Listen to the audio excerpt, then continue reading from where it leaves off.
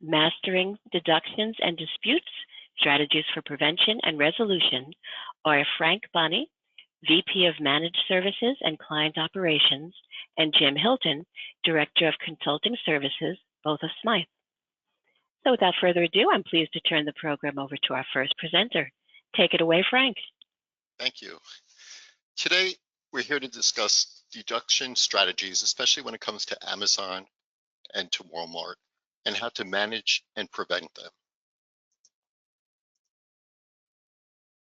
My name is Frank, and I'm here today with my colleague Jim on behalf of Smyyth. A little bit about us. I've been with Smyyth for about 16 years, managing our AR and deduction management teams. Before joining Smyyth, I had extensive experience with commercial receivables, credit, and collections.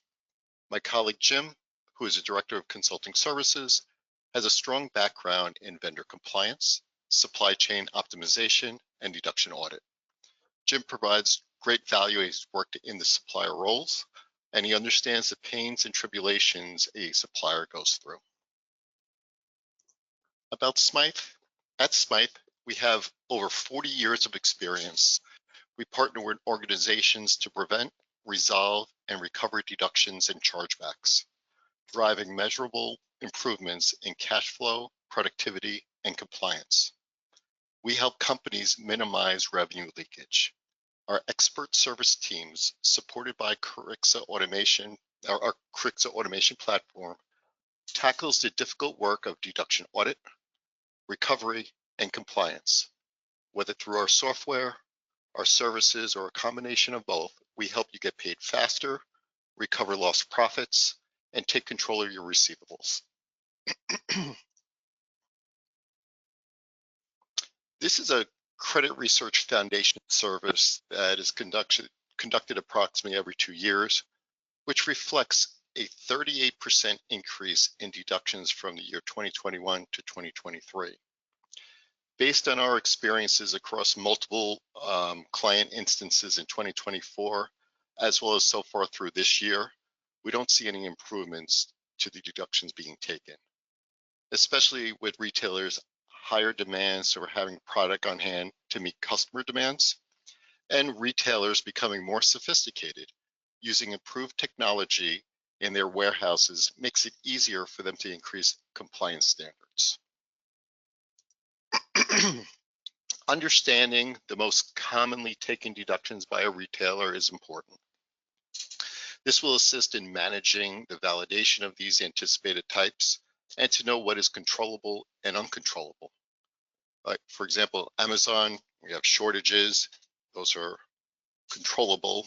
Violation areas that are occurring regarding ASN for Target. Macy's, JCPenney's has labeling issues, as well as routing compliance issues that come about. Those are also controllable. And then you have uncontrollables that fall into the co-ops that are known deductions that are going to come through based on deals. Understanding root cause and trends in these deductions, such as EDI errors, supply chain compliance issues, as well as understanding the different changes that go on with these retailers of updated policies, as well as through the process of automating and disputing deduction is important as well. Excuse me. These are some of the costly challenges when dealing with retailers. Deductions directly erode profits and tie up working capital. The increase in requirements to meet dispute timelines and assess deductions are ever growing. Whether shipping timelines, labeling issues, fulfillment demands, shortage claims being taken, or even validating sales incentives as co-ops, deduction volumes are high. Tight windows to dispute claims. Some retailers have short time frames to either dispute, which could be as short as 30 days, 45 days, 60 days. Some are longer. In that timeline, or you need to go ahead and gather the information, review, and that takes time and needs to be done quickly. If not, you may miss the opportunity to meet those dispute windows. Having personnel go through the manual effort in gathering information, researching it, and validating deduction is also time-consuming and quite costly. Also, when it comes to audits, having information readily available is important. Audit claims normally come at the most inconvenient time. PODs, BOLs, depending on the carrier or warehouse, may not be available as it's past their retention time. Now, going a little further and looking at Amazon and also Walmart specific, well, here's the big picture regarding Amazon. Amazon automatically deducts millions annually from vendors through shortages, compliance, and pricing claims. Amazon Vendor Central frequently exceeds 5 to 10% of revenue, outpacing some profit margins. Amazon notorious for taking shortages, mostly consisting of full invoice and partial receipts.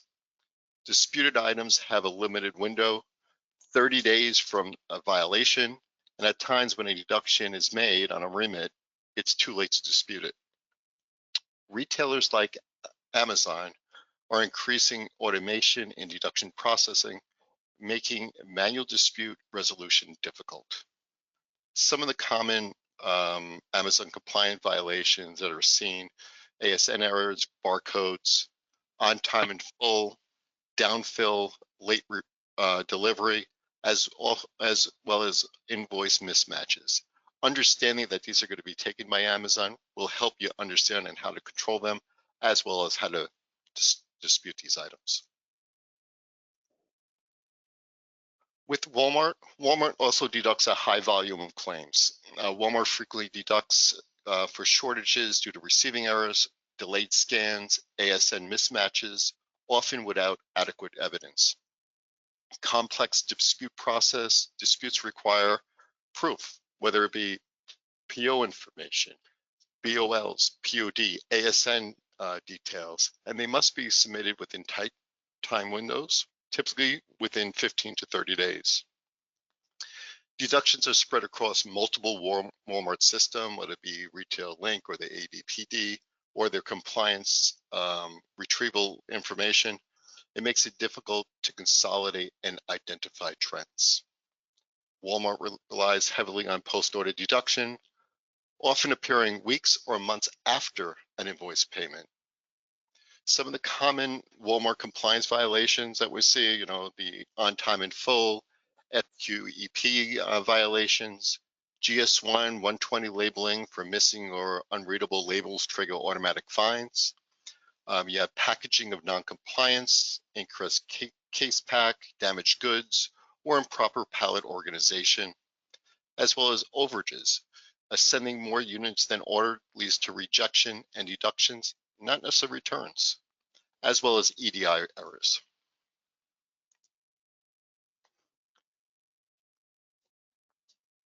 Overall, handling all these deductions through the manual methods are actually difficult.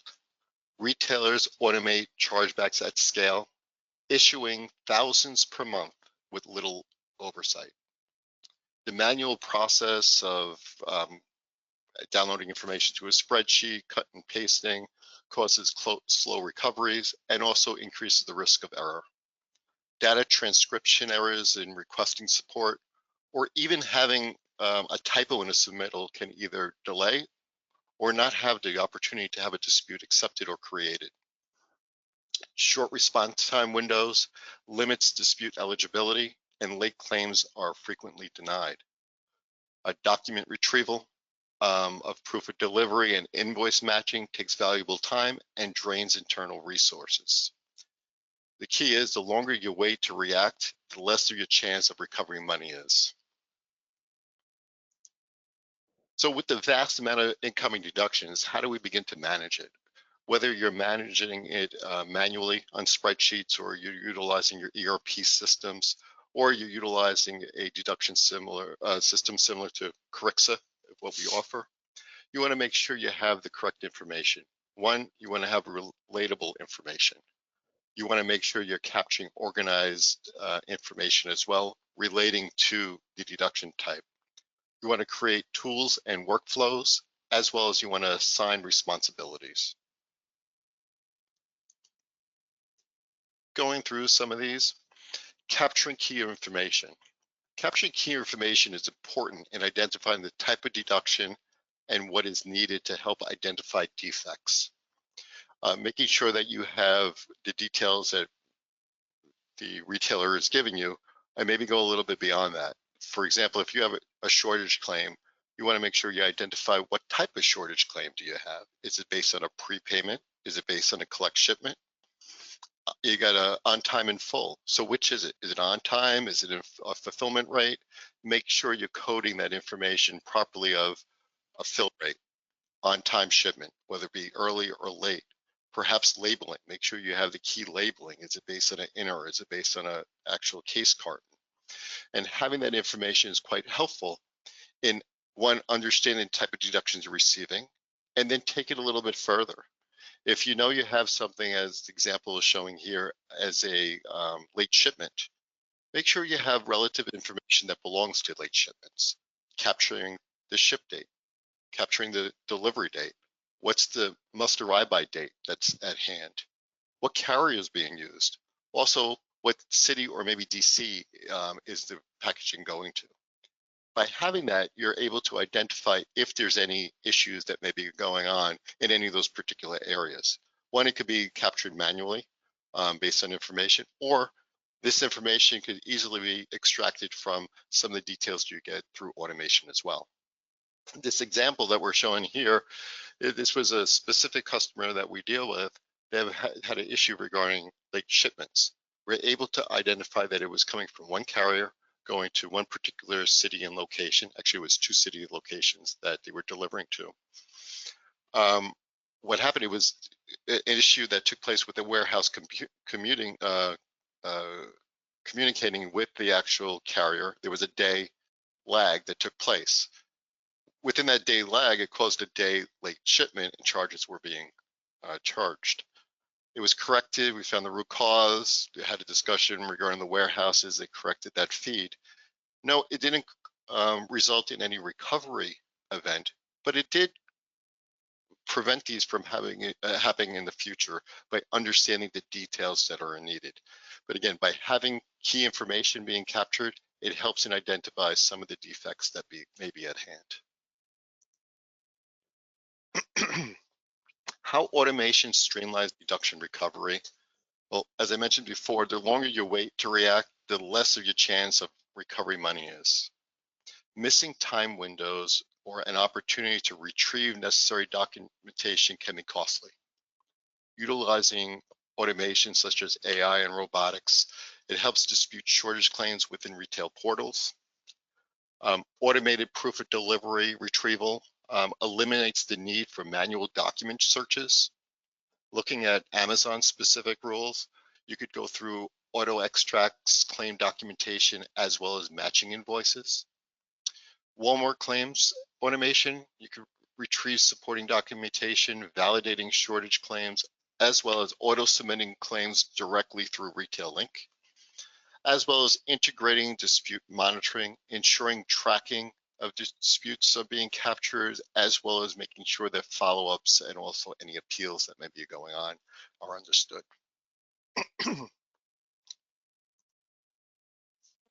Tracking PODs, again, this is a large part that's very important, especially when it comes to late shipments and violations of late shipments as well, or shorter shipments and also late shipments.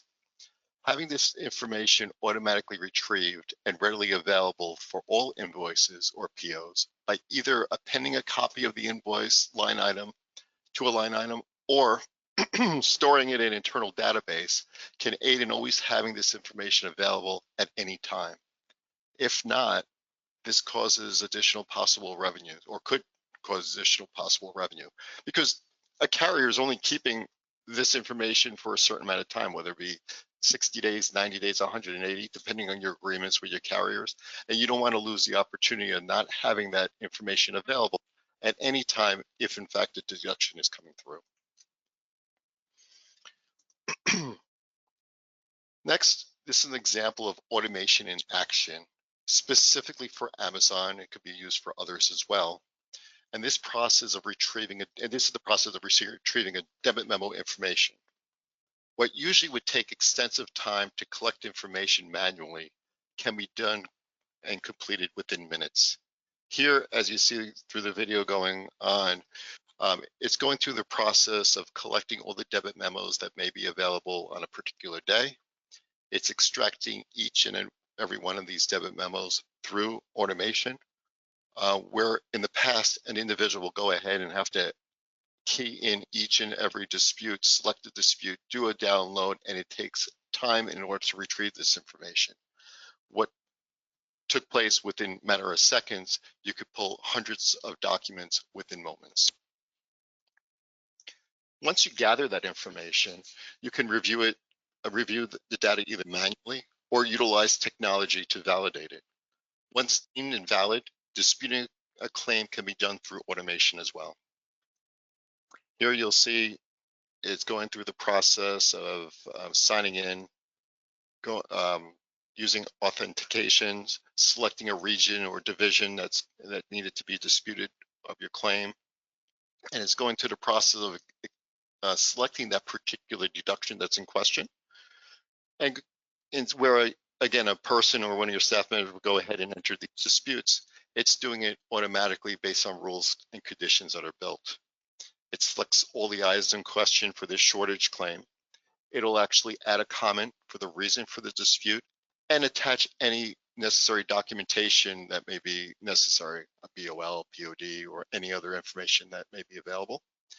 It then automatically gives you your dispute number, and that dispute number could either be given to you in a manual format, such as an Excel spreadsheet, or again, if you're utilizing a deduction system, it could be appended to that particular deduction and then trigger some follow-up steps that may be needed.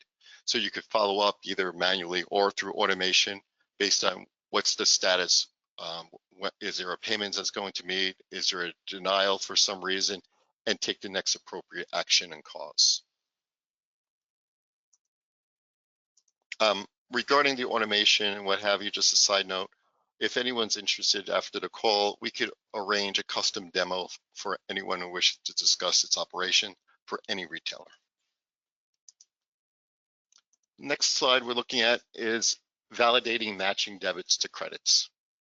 Capturing like reference fields to assist in identify quick offsets is very helpful. This is an example for Amazon, and this is actually Amazon returns. And this also applies for Walmart and other retailers as well. But Amazon deducts using a specific reference number that is also included on their packaging returns, is actually on their labeling as well. Having information on a return captured at a warehouse when receiving the goods, and then creating a credit including that reference number can help quickly match a deduction to a credit. This either could be done through an Excel to identify the information, provided the information's there, or again, it could be done through automation with no human interaction for immediate reconciliations. Similar to the matching information, understanding uncontrollable deductions such as trade promotions is helpful. If you don't have a trade TPM monitoring system, it's a great tool for understanding your spend. If you do, but it's complicated, having a glance or a summary helps you identify possible issues. Matching deductions to a trade promotion continues to be a challenge for some. Mapping rules need to be concise to matching to TPMs created. But having auto matching criteria based on specific criteria such as a UPC, a deal number, or a percentage of invoice for products assigned to a deal will assist in the time that's needed to take into manually to match and verify this information. Ensuring TPMs are also created promptly is important as it minimizes the time to research when a deduction is created and minimize the delays in validating or clearing. If something doesn't match, that will quickly assist in prioritizing an invalid promotion, and that's the time should be focused on that particular invalid deduction. Create a process that helps identify quick matches based on specific criteria. The next area that we'll be discussing are some steps to prevent deductions from occurring. Jim? Thank you, Frank. And again, thank you to the team at RVCF for this opportunity and for hosting today's webinar. For any late joiners or for anyone who hasn't met me yet, my name is Jim Hilton. I'm the Director of Consulting Services at Smyyth. And while Smyyth has been around for about 40 years, I'm still a little new to the organization. My career has been mostly spent in your shoes on the supplier side, very successfully working on chargeback prevention techniques and operational best practices.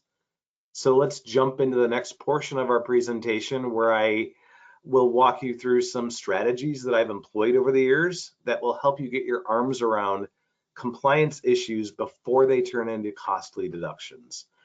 And the very first thing I like to always recommend is forming a cross-functional compliance team. This team should include key stakeholders from your warehouse, customer service areas, accounts receivable, transportation, EDI, and sales. On an ongoing basis, this team should meet at least monthly to review previous month chargebacks, understand root causes, and work on preventative solutions. The value of a cross-functional team lies in the diversity of perspectives and the diversity of expertise they bring. But for any of that collaboration to drive results, the team really needs a clear sense of direction. So the next step is setting reasonable goals for yourself. The chargeback problems that you have today didn't arrive overnight, and it's going to take some time to unravel what you have going on and put some fixes in place. So start by setting some very realistic and measurable goals. For example, today our controllable chargebacks are, say, 12% of sales, and this year we want to reduce that number to 8. That doesn't seem like a big swing, but I think as you get into this exercise, that might very well be a very attainable goal, and you can always improve from there. Prior to joining Smyyth at the last company that I worked for, our goal was to have controllable chargebacks be less than 0.75%. It took a while to get there, but once we did, we routinely hit it month after month after month. These kinds of goals give your team something to work toward and help track the impact of your overall efforts. Making prevention a permanent facet of your business is important. Any kind of a prevention program or continual improvement program should really be built into this endeavor. New problems will always be coming up, and issues you thought you put to bed a long time ago may come back in new forms. Deduction management and prevention isn't just a one-time project. It's an ongoing discipline that requires a lot of consistency. And be proactive as you can, right? As your prevention program matures and you've addressed the majority of the recurring issues, it allows you to focus or shift your focus from reacting to being able to plan ahead and stay in front of things. That means staying ahead of any new or emerging retailer initiatives that are coming down the pike, such as the pending Target version of OTIF, or advances in technology like any new RFID deployment strategies or 2D barcodes, or even AI. Keep up to date and be collaborative. And honestly, there's really no better place than to do that with RVCF. They really are the premier forum for supplier and retailer collaboration. So the next steps. Once you have your team assembled and realistic goals set, it's time to roll up your sleeves and kind of dive in. So what I like to do is run reports out of your ERP for all deductions going back at least a year. This will give you a baseline of where you started, and then categorize those deductions into 3 broad categories. Negotiated is anything you signed up for. Markdowns, allowances, returns. Controllable. These are what we typically call in the industry as self-inflicted. Those are the violations for not filling orders, not using the right carrier, bad labels, late ASNs, all that fun stuff. And then customer errors. Anything that you've identified clearly as an error, which might be an invalid payment discount or an invalid trade deal. Analyze that data and understand what it's telling you. It's going to be telling you a story. Also use the deduction performance index. We created this, and we call it DPI for short, as a measure of our own success rate when our engagement with a given client includes disputing chargebacks and getting repayments. The way we calculate it is we compare the total deductions received versus the deductions found to be incorrect and disputed, and versus any resultant money repaid. If you do this by category on a monthly basis, you can very easily track your company's progress.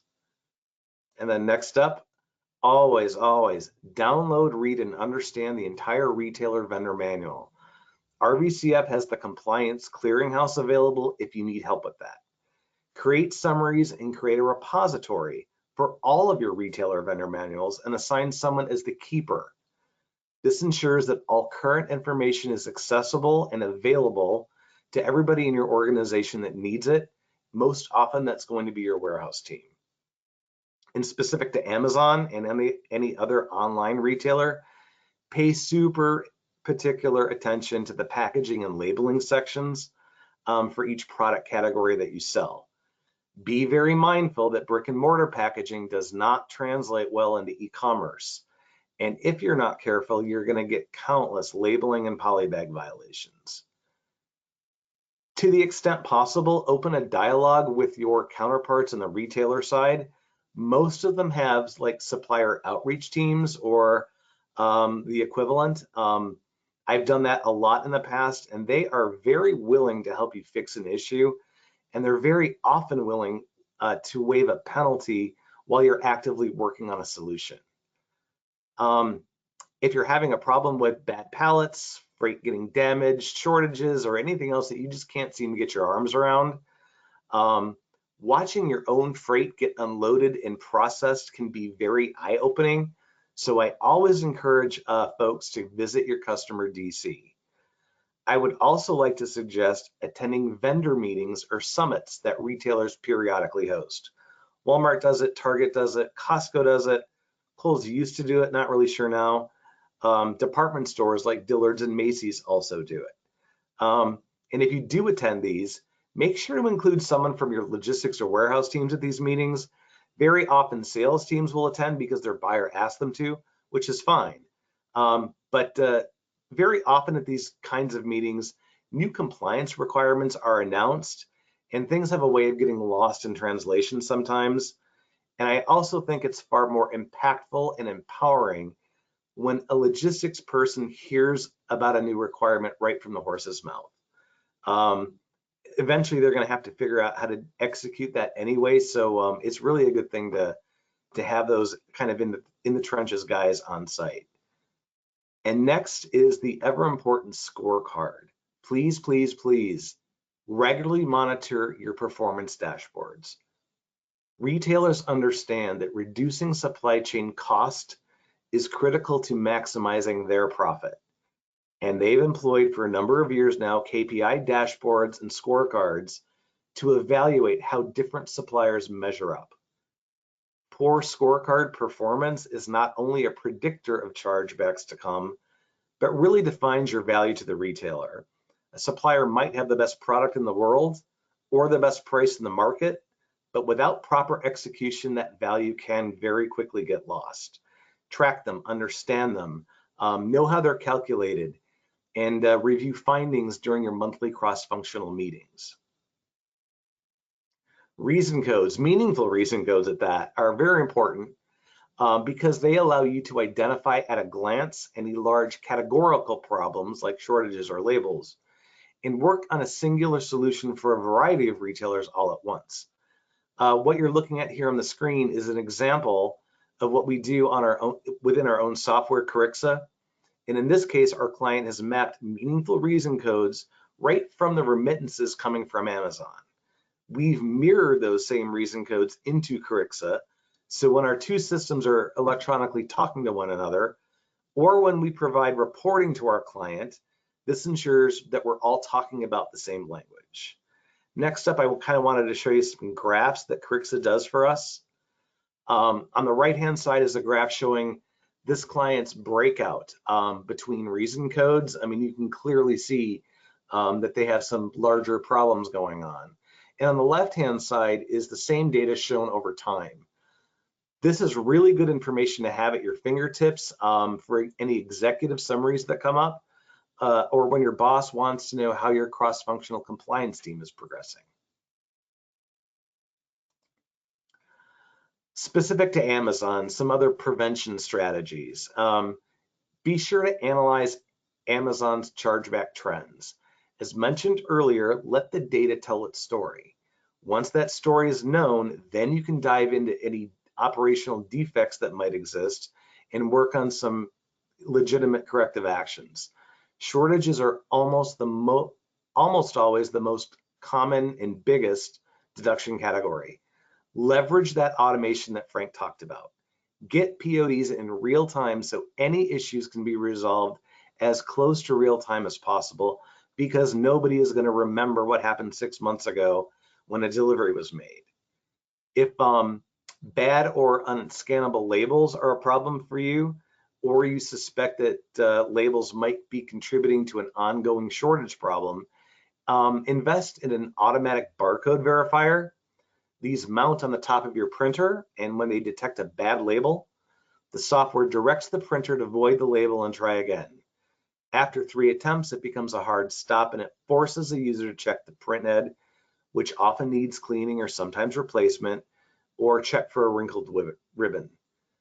Ensure that any promotional pricing is loaded into your ERP and that it matches the pricing on the EDI order that comes in.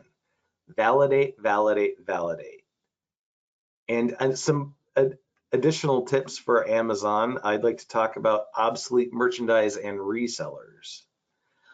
Be super careful about resellers or outlets where you might be selling your excess, obsolete, or end of season inventory. The ASIN, the Amazon ASIN, is unique to a vendor at an item, but the UPC is not. Goods that you may have sold to an opportunity outlet that they don't correctly label if they're using FBA or returns that come from them that's not in original packaging has a way of becoming violations that are debited to your vendor number and not the actual seller. I would normally suggest not selling this kind of merchandise to someone who's going to sell it online, but we're in the 21st century and that's likely not going to happen. So another option would be to write language into your agreement with these sellers that prohibits them from selling on Amazon or other specific retailers. Walmart is another animal entirely. For Walmart stores, they have, as Frank mentioned, SQEP programs, OTIF penalties, and all that other fun stuff to contend with. I always like to leverage the SQEP and OTIF dashboards that are available on Retail Inc. I looked at them daily. You want to watch for any defects in real time and ideally before a chargeback is generated so you can fix it. Also, make sure your prepaid carriers are doing everything that they need to make an on-time delivery. That could mean auditing them, making sure that they're using the correct online scheduling portal in the proper manner. Hold them accountable when they fail. For collect shipments, make sure the freight is physically available for pickup on the appointed date and time. A lot of companies make the mistake, they're trying to schedule a collect shipment. In order to get the equipment in, they route things that maybe aren't picked yet, and that is a big trap that you can fall into if you're not careful. Also with Amazon, for Walmart, use some barcode validation tools at the label source where possible to mitigate anything crazy or any unscannable label issues. And also very similar to Amazon, make sure you validate the Walmart PO in terms of price, quantity, and pack data against the data within your system. For Walmart e-commerce, again, very similar to Walmart, avoid online resellers if you can, or write some restrictive language into your agreement with them. Getting back to vendor manuals, make sure your e-commerce are packaged and labeled correctly. Another thought that I had was make sure that you've conducted the proper ISTA testing, International Safe Transit Association testing. Very often retailers will require you to do it anyway, but it's always a good idea to do it yourself and get in front of it. Also monitor any secondary market activity. There's several software packages available out there that will do this very well, Most often, they're used to find counterfeit goods being sold online with your brand name on it. They're also used to track retail price changes in the online marketplace, but they can also come in really handy to track what's happening to your goods online in general. And I think our next couple of slides are some success stories that we would like to share with you all. This one is a client of ours had experienced about 3 million in shortages and a variety of other compliance penalties from a variety of different retailers. And they made the decision to implement our Carixa portal bridge technology, which allowed them to auto extract claim data and auto file disputes right on the various retailers' portal. They achieved really good results doing so. They recovered 60% of their disputed chargebacks, totaling 1.8 million, and they reduced their dispute cycle time by 70%. That's the beauty of automation. On top of that, they leveraged all of this stuff and they were able to improve their scorecard performance up to 90% on that retailer scorecard. So it was a really huge win. And Frank, I know I'm probably missing something here. What am I forgetting? No, you hit a lot of key components. The only other thing, it's not a quantitative amount. It was actually discussing with their executive team and also the management team that it would gave them a peace of mind. What would occur in the past when you had individuals that may be sick on vacation or assigned to other tasks, there would be some of these disputes or items would fall through the cracks and not being addressed. By having something implemented, such as like automation, it gave them that peace of mind that these were going to be covered and that they had the necessary support available. Awesome. That's really good. That's good stuff. So next, another large client of ours had written off over the course of a few years about 2 million in a variety of post audits, freight claims, and various violations. And like many companies, this client had established a minimum threshold for disputes. I think for them it was 100 or 150 bucks. Anything less than that, they didn't want to waste time on it. And we had a discussion with them, and they asked if we could, kind of make it stop or something or help.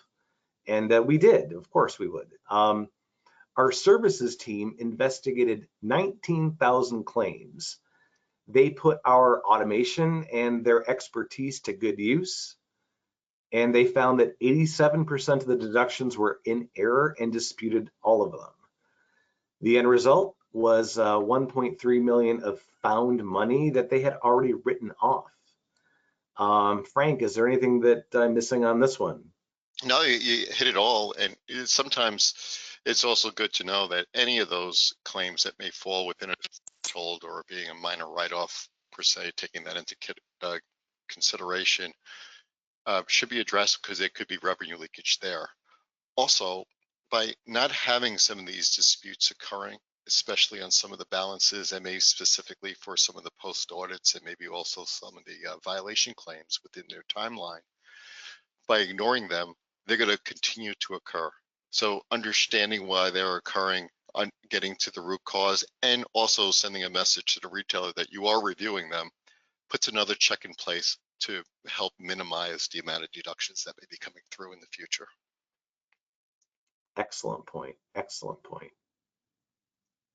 So I think next we're going to recap how Smyyth might be able to help you do some different things and tell you a little bit more about us. First off, we're 100% North American based. We are likely in the same time zone as many of you, which means something as simple as a password reset can be actioned quickly, or if you've got a question about a specific deduction or a hot button topic where your boss is asking about something that all of that can be done very quickly without having to open a ticket or send an email to someone half across the world and wait for a response over a holiday weekend.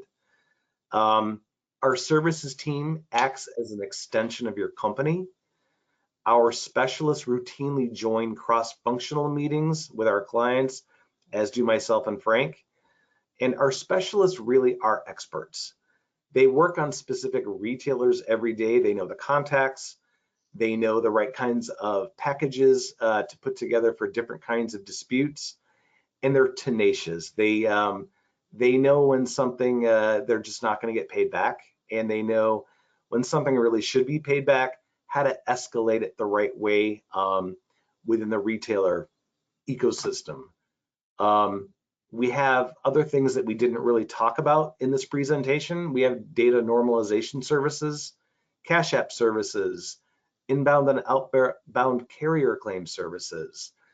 We've learned that shortages and fill rates often go hand in hand. So we typically dispute them together. We offer consulting services. If any of this is anything that I covered in this presentation, or what Frank covered in this presentation, is of interest, we're happy to talk to you about, deploying some strategies and making some changes, some positive changes in your world. On our software side, we have Carixa, we have Carixa Portal Bridge. We have different modules within that system. Most of our clients don't necessarily want an entire suite of things. They tend to pick and choose. So we were able to offer that modularly, and we easily integrate with any ERP system. You would be hard pressed to name a system that we haven't interacted with yet. But the beauty in what we do is that Carixa is a bolt-on system. There's ways that we communicate, and it's actually pretty easy to do. Frank, is there anything else that I may have missed, or you might want to add in? No, I think you covered it all, and we'd like to thank everyone for attending and appreciate all the support.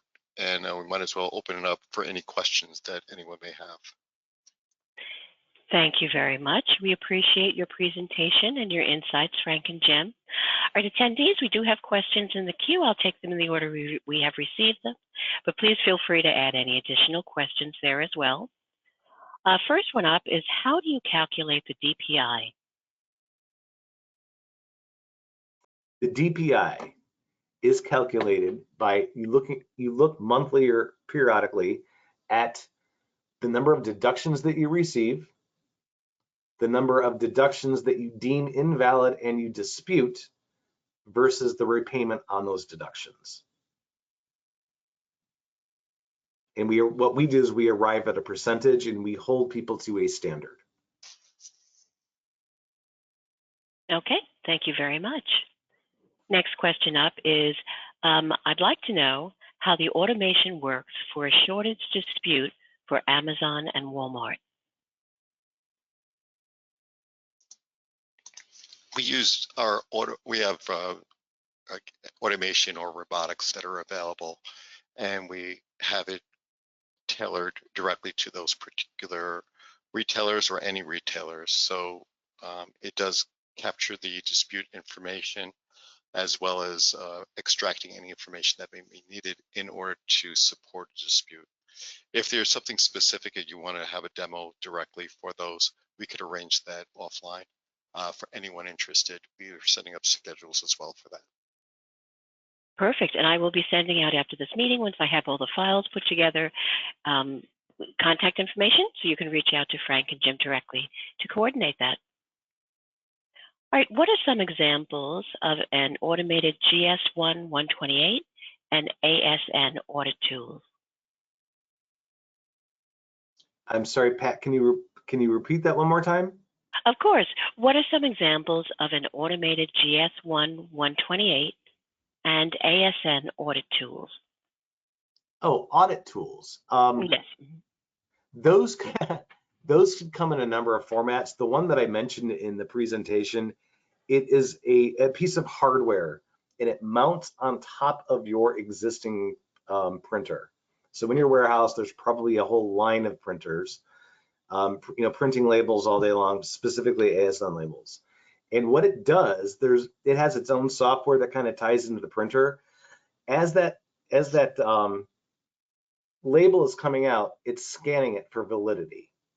Okay, it's looking for white lines through the barcode. It's looking for anything that would deem it unscannable. And what it does, it tells the printer when one is found. the printer will pull the label back in, it will void it out and try to reprint it again. What we always found happening was people weren't as attentive as they should be maintaining the printer. Printers are living, breathing things. They need to be cleaned often, daily. When something can't print the right way, or you usually get a white line through a barcode, that print head needs to get replaced. So that's just a way to ensure that a bad label doesn't get applied to a carton and then cause you a problem down the road. I hope that answered the question. I think that it did. Thank you very much, Jim. In terms of, let's see, can a supplier do a combination of Carixa automation and Smyyth audit recovery team? Absolutely. Yes, we do. We have that happen often, but yes, that's one of the things that we can do. Okay. It makes sense to me that those two would go together very well. All right, let's see. How can scorecards help to prevent chargebacks, and what are the red flags on those scorecards? I think it depends on the category. Retailers are measuring, what they want to get to is almost a no-touch receiving process as they possibly can. They've employed automation since probably the early 90s in the form of ASNs and barcodes drive a lot of things for them. Slowly it's evolving into RFID, but that's a different conversation. So they're usually measuring you on your ASN availability. Did you send it right when the goods left your facility, or did that freight arrive before your ASN was sent? That's one usual measure. They want to measure how on time you are. Whether you're prepaid or collect, did those goods arrive when I needed it? They're measuring you on how well you fill orders. If you're at, anywhere below, I don't know, 95% in any one of those key areas, to me that signals a problem. And the good news is they're usually really easily correctable problems. From a chargeback perspective, that's your early indicator, right? That's your early system warning that something is amiss. The details of the chargebacks will certainly be hitting your inboxes and your AR. But if you can monitor that scorecard and those KPIs, a lot of them are interactive now. I know the big box guys are all interactive. Certainly Amazon is interactive. I don't really know of any off the top of my head. They're still sending out like a monthly hard copy like they once did. But if you look at those daily, they'll very often give you PO level information. So you can track back and say, oh, which one of my warehouses did this come from? Or, oh crap, which item was this? And where was it going? And how did we ship it? Oh man, we used a carrier whose transit time is 4 days and they need it in 3 days. I mean, that kind of ability to analyze is usually found right in that scorecard. And I hope that answered the question too.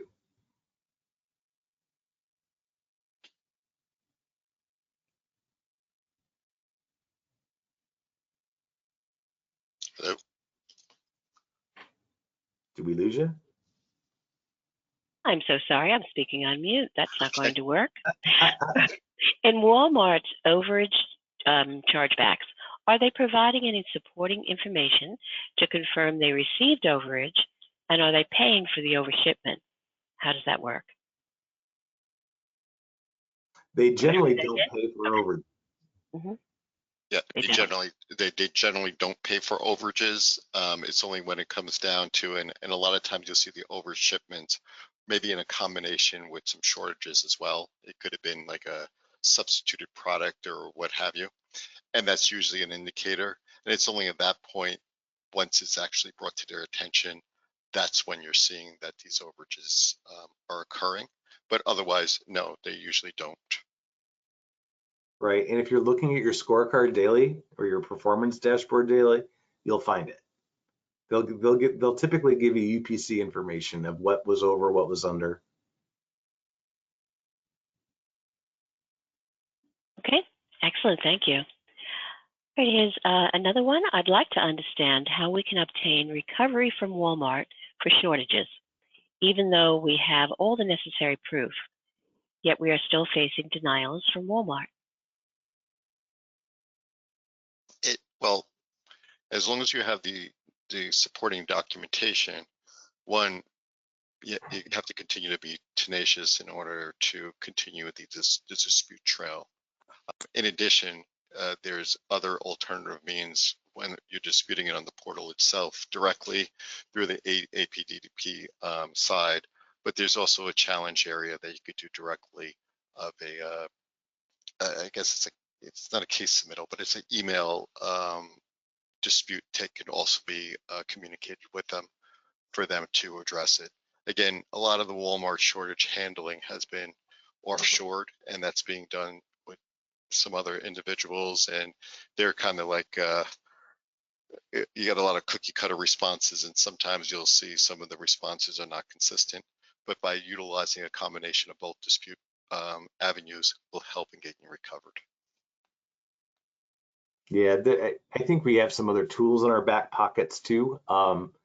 So I would encourage the asker of this question, reach out to us. I feel like we can help on that. Yep. Excellent, thank you. We appreciate that. All right, a few more questions. If there are any other questions, we have a few minutes. Please go ahead and enter those into the question drop box. What retailer gives you the most trouble when it comes to deductions? Again, that's a loaded question. That is a loaded question. I don't think any Yes. of them, they don't really give you as trouble a specific retailer. Again, you'll notice different spikes that are occurring. Usually, whoever you sell your highest volume of goods are going to probably be the most exposure of deductions that you're going to have. So by looking at that, making sure that you're in full compliance with your top retailers itself is going to be beneficial and helpful. But again, it consistently changes on who's the biggest retailer that may be causing issues. But normally it's regarding the ones that are truly time sensitive regarding getting disputes in when the violations are going to occur within that 30-day period, and how prepared you are for them. So again, when we look at these deductions and giving a specific retailer, yeah, they all have their uniquenesses and challenges, but again, understanding them thoroughly, you know the process and how you navigate through their requirements as well as the additional proof that would be needed. Again, some of the things that are out there, biggest challenges that we find are the ones that are really delayed in taking their time once you have enough evidence in repaying you timely. Those are the biggest ones that we find challenging. Yeah, I think too, Frank, that different retailers find kind of the chargeback of the day or the penalty of the day or the month or whatever it is. You know, we see weird things like, you know, bad pallet charges, you know, go from 0 to a dull, you know, a dull roar and then a big roar, and then they kind of wane off. And then something else will be a big hot button topic, and then it will kind of subside too. So they all go through different gyrations and different, I think they're management teams. I don't think anyone's actually saying, you know, go charge back for this reason, but I do think maybe a safety team got involved at one of our retailers, or OSHA was called in and they called out all kinds of bad pallets. So now they want all their vendors, they get on a kick, right? They want all their vendors to start making sure that they send that good pallets. So there's a lot of reasons to that, a lot of potential reasons to it, but we definitely see it happen. I don't think any one of our retailers is better or really worse than another. Thank you very much. The questions are continuing to flood in, so we got you guys busy up to the last minute. Okay. Let's see. How do you handle redisputes that are denied with Amazon?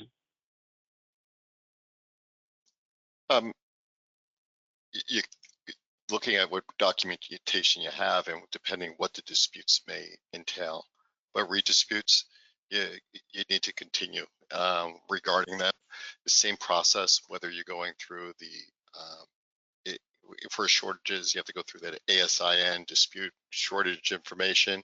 And if that expired or is not available, there's also an area that can be redisputed and gives you a redispute button, as well as the last resort. You try those avenues or a combination of both, because we find that's usually good practice. There's also a statement dispute that can also be done separately for Amazon. Thank you. And do you handle any other retailers besides Amazon and Walmart? And if so, could you provide a list of those retailers? If you sell to them, we handle them. So we handle all retailers. It's not specific to Amazon and Walmart for all industries. So we're focusing on all retailers, all industries, whether you're dealing with the Targets, whether you're dealing with Macy's, whether you're dealing with the Krogers, we handle them all. Okay. So do you have history and experience with, here's some specific retailers, Macy's, Dillard's, Kohl's, Ulta, Sephora, and military accounts? All of the above, yes. We have a lot of experience with all of them, either with our Carixa software as well as directly with our service teams itself. We have certain automation already built in with some of those retailers directly. And we know the ins and outs of their deduction process as well as their handling. You've been around long enough. You have lots of experience, I know. Yes, we do. I think and again, if anyone has anything specific like that and they want to go more detail, similar to what, automation that we have as a look for a particular retailer, or they want to discuss some of their direct pains with a retailer, we're available. That's why our contact information, or you can scan the information here as well. Yeah, I think this question kind of ties into the previous question about redisputing on Amazon. We know all of the retailers, including Amazon. And as far as redisputing goes, we have relationships with, key people at some of these retailers. And even if they were promoted up the ladder or made a lateral move, I mean, very often we can, make a quick phone call or, send a quick email and say, hey, who might I go to work on this, because this issue is really bothering me. We have that. Our teams have that. They know who to ask and how to go about escalating something. Thank you very much. We still have other questions coming in. I think we have time for one more. Just so you know, I will provide a list of these questions back to our speakers, and hopefully they will be willing to reach out to you directly and respond to some of those as well. So finally, regarding Walmart, SQEP, incorrect TI, HI issue. Where can we now find the TI and HI details for the item?